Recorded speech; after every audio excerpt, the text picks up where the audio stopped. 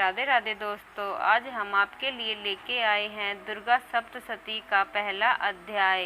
तो आइए शुरू करते हैं। महर्षि मार्कंडेय जी बोले, सूर्य के पुत्र सार्वणी की उत्पत्ति की कथा विस्तार पूर्वक कहता हूँ, सुनो। सार्वणी महामाया की कृपा से जिस प्रकार मनवंतर के स्वामी हुए उसका हाल भी सुनो। पहले सर्वोचित नामक मनवंतर में चैत्रवंशी सुरथ नाम के एक राजा थे। सारी पृथ्वी पर उनका राज्य था। वह प्रजा को अपने पुत्र के समान मानते थे। कोला विंध्यवंशी राजा उनके शत्रु बन गए। दुष्टों को दंड देने वाले राजा सूरत की उनके साथ लड़ाई हुई। संख्या में कम होने पर राजा सूरत युद्ध में उनसे हार गए। तब वह अपने नगर में आ गए। केवल अपने देश का राज्य ही उनके पास रह गया और वह उसी देश के राजा होकर राज्य करने लगे। किंतु उनके शत्रुओं ने उन पर वहां भी आक्रमण कर दिया। उनके दुष्ट मंत्रियों ने राजा की सेना और खजाना अपने अधिकार में कर लिया। राजा सूरत अपने राज्य अधिकार को हार कर शिकार खेलने के बहाने घोड़े पर सवार होकर वहां से एक भयंकर वन की ओर चले गए। उस वन में उन्होंने महर्षि मेधा का आश्रम देखा। वहां मेधा महर्षि अपने ऋषियों तथा मुनियों से सुशोभित बैठे हुए थे। वहां कितने ही हिंसक जीव परम शांति भाव में रहते थे।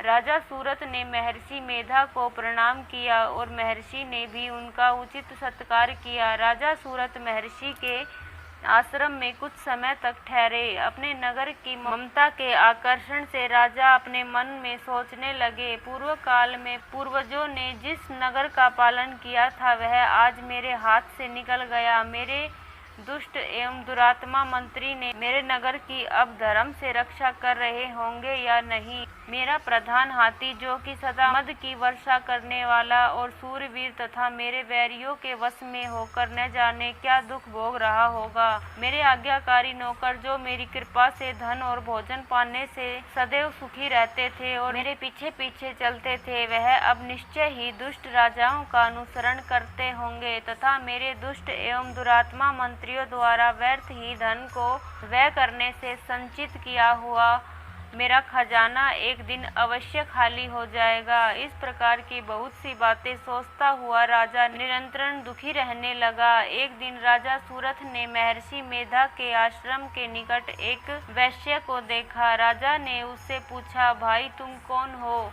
यहाँ तुम्हारे आने का क्या कारण है और तुम मुझे शोकग्रस्त अनमने से दिखाई देते हो, इसका क्या कारण है? राजा के यह नम्र वचन सुन वैश्य ने महाराज सूरत को प्रणाम करके कहा। वैश्य बोला, राजन मेरा नाम समाधि है। मैं धनियों के कुल में उत्पन्न एक वैश्य हूँ। मेरे दुष्ट स्त्री पुत्र आदियों ने लोभ से मेरा सब धन छीन लिया और मुझे घर से निकाल दिया है। मैं इस तरह से दुखी होकर इस वन में चला आया हूँ और यहाँ रहता हूँ। मैं इस बात को भी नहीं जानता कि अब घर में इस समय सब कुशल है या नहीं। यहाँ मैं अपने परिवार का आचरण संबंधी कोई समाचार भी नहीं पा सकता कि वह घर में इस समय कुशल पूर्वक है या नहीं। मैं अपने पुत्रों के संबंध में यह भी नहीं जानता कि वह सदाचारी हैं या दुराचारी में फंसे हुए हैं। राजा बोले, जिस धन के लोभी स्त्री पुरुषों ने तुम्हें घर से निकाल दिया, फिर भी तुम्हारा चित्त उनको क्यों प्रेम करता है? वैश्य ने कहा, मेरे विषय में आपका ऐसा कहना ठीक है, किंतु मेरा मन इतना कठोर नहीं। यद्यपि उन्होंने धन के लोभ में पड़कर पितृ स्नेह को त्याग कर मुझे घर से निकाल दिया है, तो भी मेरे मन में उनके लिए कठोरता नहीं आती। हे महात्मे, मेरा मन फिर भी उनमें क्यों फंस रहा है? इस बात को जानता हुआ भी मैं नहीं जान रहा। मेरा चित्त उनके लिए दुखी है। मैं उनके लिए लंबी लंबी सांसें ले रहा हूँ। उन लोगों में प्रेम नहीं है, फिर भी ऐसे निस्नेहियों के लिए मेरा हृदय कठोर नहीं होता। महर्षि मार्कंडेय जी ने कहा, हे ब्राह्मण। इसके पश्चात महाराज सूरत और वह वैश्य दोनों महर्षि मेधा के समीप गए और उनके साथ यथा योग्य न्याय संभाषण करके दोनों ने वार्ता आरंभ की। राजा बोले, हे भगवान, मैं आपसे एक बात पूछना चाहता हूँ, जो आप कृपा करके मुझे बताइए। मेरा मन मेरे अधीन नहीं है, इसमें मैं बहुत दुखी हूँ। राज्य धनादि की चिंता अभी तक मुझे बनी हुई है और मेरी यह ममता अज्ञानियों की तरह बढ़ती ही जा रही है। और यह समाधि नामक वैश्य भी अपने घर से अपमानित होकर आया है। इसके स्वजनों ने भी इसे त्याग दिया है। स्वजनों से त्यागा हुआ भी वह उनसे हार्दिक प्रेम करता है। इस तरह हम दोनों ही दुखी हैं। महाभाग उन लोगों के अवगुणों को देखकर भी हम दोनों के मन में उनके लिए ममता जनित आकर्षण उत्पन्न हो रहा है। ज्ञान रहते हुए भी ऐसा क्यों है? अज्ञानी मनुष्यों की तरह हम दोनों में यह मूर्खता क्यों है? महर्षि मेधा ने कहा, विषम मार्ग का ज्ञान सब जंतुओं को है। सबों के लिए विषम पृथक पृथक होते हैं। कुछ प्राणी दिन में नहीं दिखते और कुछ रात को, परंतु कोई जीव ऐसे हैं जो दिन तथा रात दोनों में देख सकते हैं। यह सत्य है कि मनुष्यों में ज्ञान प्रधान है, किंतु केवल मनुष्य ही ज्ञानी नहीं होता। पशु पक्षी आदि भी ज्ञान रखते हैं। जैसे यह पशु पक्षी ज्ञानी है, वैसे ही मनुष्य का ज्ञान है, और जो ज्ञान मनुष्य में है वैसे ही पशु पक्षियों में है, तथा अन्य बातें भी दोनों में एक जैसी पाई जाती हैं। ज्ञान होने पर भी इन पक्षियों की ओर देखो कि अपने भूख से पीड़ित बच्चों की चोंच में कितने प्रेम से अन्न के दाने डालते हैं। हे राजन, ऐसा ही प्रेम मनुष्य में अपनी संतान के प्रति पाया जाता है। लोभ के कारण अपने उपकार का बदला पाने के लिए मनुष्य पुत्रों की इच्छा करते हैं और इस प्रकार मोह के गड्ढे में गिरा करते हैं। भगवान श्री हरि की जो माया है, उसी से यह संसार मोहित हो रहा है। इसमें आश्चर्य की कोई बात नहीं है, क्योंकि वह भगवान विष्णु की योग निद्रा है। यह माया ही तो है जिसके कारण संसार मोह में जकड़ा हुआ है। यही महामाया भगवती देवी ज्ञानियों के चित्त को बलपूर्वक खींचकर मोह में डाल देती है और उसी के द्वारा संपूर्ण जगत की उत्पत्ति होती है।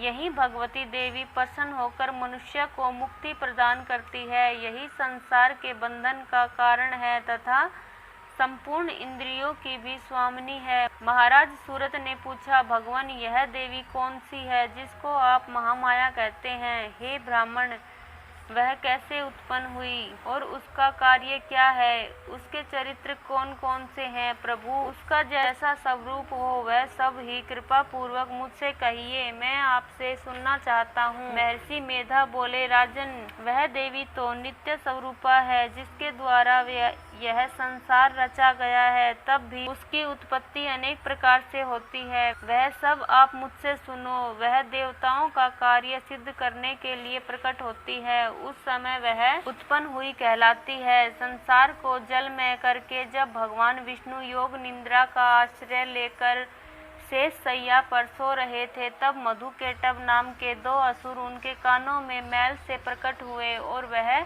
श्री ब्रह्मा जी को मारने के लिए तैयार हो गए। श्री ब्रह्मा जी ने जब उन दोनों को अपनी ओर आते देखा और यह भी देखा कि भगवान विष्णु योग निद्रा का आश्रय लेकर सो रहे हैं, तो वह उस समय श्री भगवान के जगाने के लिए उनके नेत्रों में निवास करने वाली योग निद्रा की स्तुति करने लगे। ब्रह्मा जी ने कहा, हे देवी, तुम ही स्वाहा, तुम ही सौदा और तुम ही वष्टाकर हो। स्वर भी तुम्हारा ही स्वरूप है। तुम ही जीवन देने वाली सुधा हो। नित्य अक्षर प्रणव में अकार, उपार, मकार, इन तीनों में माताओं के रूप में तुम ही स्थित हो। इनके अतिरिक्त जो बिंदु पथ अर्धमात्रा है, जिसका कि विशेष रूप से उच्चारण नहीं किया जाता है, हे देवी, वह भी तुम ही हो। हे देवी, संध्या, सावित्री तथा परम जननी तुम ही हो। तुम इस विश्व को धारण करने वाली हो। तुमने ही इस जगत की रचना की है और तुम ही इस जगत का पालन करने वाली हो। तुम ही कल्प के अंत में सबको भक्षण करने वाली हो। हे देवी, जगत की उत्पत्ति के समय तुम सृष्टि रूपा होती हो, पालन काल में स्थित रूपा और कल्प के अंत में संहार रूप धारण कर लेती हो। तुम ही महाविद्या, महामाया, महामेधा, महारात्रि और मोहरात्रि हो। श्री ईश्वरी और बोध स्वरूपा बुद्धि भी तुम ही हो। लज्जा, पुष्टि, तृष्टि, शांति और क्षमा भी तुम ही हो। तुम खड़ग धारणी, शूल धारणी, घोर स्वरूपा, घोर रूपा, गदा, चक्र, शंख और धनुष के धारण करने वाली हो। बाण, भुषंडी और परिघ, यह भी तुम्हारे ही अस्त्र हैं। तुम सौम्य और सौम्यतर हो। यही नहीं बल्कि जितनी भी सौम्य तथा सुंदर वस्तुएं इस संसार में हैं, उन सब से बढ़कर सुंदर तुम हो और अपर सबसे पर रहने वाली सुंदर तुम ही हो। हे स्वरूपे देवी, जो भी सत असत पदार्थ है उनमें जो शक्ति है वह तुम ही हो। ऐसी अवस्था में भला तुम्हारी स्तुति कौन कर सकता है। इस संसार की सृष्टि पालन और संहार करने वाली जो भगवान है, उनको भी जब तुमने निद्रा के वशीभूत कर दिया है तो फिर तुम्हारी स्तुति कौन कर सकता है। मुझे भगवान विष्णु तथा भगवान शंकर को शरीर धारण कराने वाली तुम ही हो। तुम्हारी स्तुति करने की शक्ति किसमें है। हे देवी, तुम तो अपने इन उदार प्रभावों के कारण ही प्रसन्नीय हो। मधु और केटव जो भयंकर असुर हैं, इन्हें तो मोह में डाल दो और श्री हरि भगवान विष्णु को भी जल्दी जगा दो और उनमें इनको मार डालने की बुद्धि भी उत्पन्न कर दो। महर्षि मेधा बोले, हे राजन, जब श्री ब्रह्मा जी ने देवी से इस प्रकार स्तुति करके भगवान को जगाने तथा मधु और केटव को मारने के लिए कहा तो वह भगवान विष्णु के नेत्र, मुख व नासिका, बाहु, हृदय और वक्ष स्थल से निकल श्री ब्रह्मा जी के सामने खड़ी हो गई। उनका ऐसा करना था कि भगवान श्री हरि तुरंत जाग उठे और दोनों असुरों को देखा, जो कि अत्यंत बलवान तथा पराक्रमी थे और मारे क्रोध के जितने नेत्र लाल हो रहे थे और जो ब्रह्मा जी को वध करने के लिए तैयार थे। तब क्रुद्ध हो उन दोनों दुरात्मा असुरों के साथ भगवान श्री हरि पूरे 5000 वर्ष तक लड़ते रहे। एक तो वह अत्यंत बलवान तथा पराक्रमी थे, दूसरे महामाया ने भी उन्हें मोह में डाल रखा था। अतः वह भी भगवान से कहने लगे, हम दोनों तुम्हारी वीरता से अत्यंत प्रसन्न हैं, तुम हमसे कोई वर मांगो। भगवान ने कहा, यदि तुम मुझ पर प्रसन्न हो तो अब तुम मेरे हाथों से मर जाओ। बस इतना सा ही वर मैं तुमसे मांगता हूँ, यहाँ दूसरे वर में क्या प्रयोजन है। महर्षि मेधा बोले, इस तरह से जब वह धोखे में आ गए और अपने चारों ओर जल ही जल देखा तो भगवान श्री हरि से कहने लगे, जहाँ पर जल न हो, सूखी जमीन हो, उसी जगह हमारा वध कीजिए। महर्षि मेधा कहते हैं, तथास्तु कहकर भगवान श्री हरि ने उन दोनों को अपनी जांघ पर लिटाकर उन दोनों के शरीर काट डाले। इस तरह से यह देवी श्री ब्रह्मा जी के स्तुति करने पर प्रकट हुई थी। अब तुमसे उनके प्रभाव का वर्णन करता हूँ, सो सुनो।